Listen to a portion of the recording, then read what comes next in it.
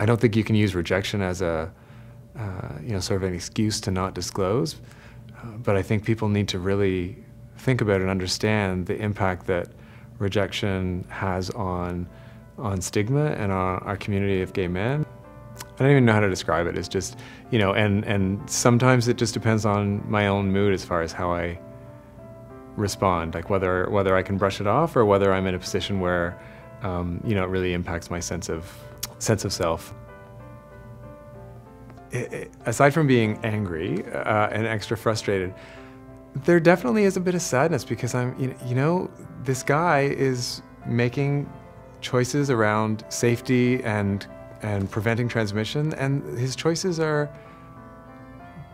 not well informed. They're not going to protect him in the way that he thinks they are. Because I know that if I hadn't disclosed, we would be having sex. And he wouldn't have necessarily asked, or he might have asked, and what if I didn't know my status? So he would have been doing the exact same thing, we would have been fucking, and I still would have been positive.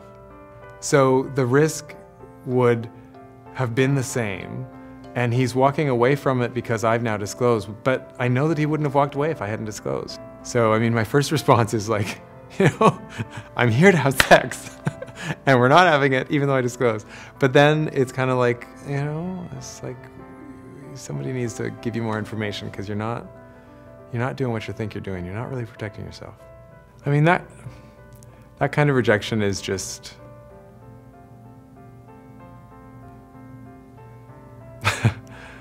the fact that you have HIV is nothing I can do about it. It's hard to know what to say to someone, especially if it's in a casual sex situation, or even worse if it's, if it's somebody that you're actually starting to get interested in emotionally and wanting to develop something. I can get really frustrated in those circumstances when I have to do the education, and it's a complicated discussion to help people understand that.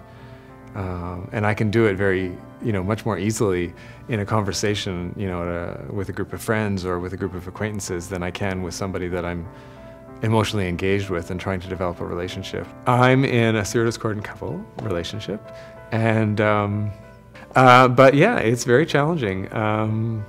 The thought of, even the potential risk of infecting somebody that you care about is very frightening, and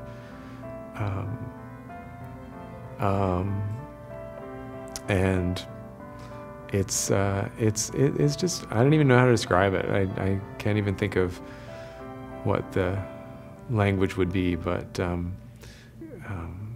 I think it's a pretty universal gut reaction response, that the thought that you might actually, transmit HIV.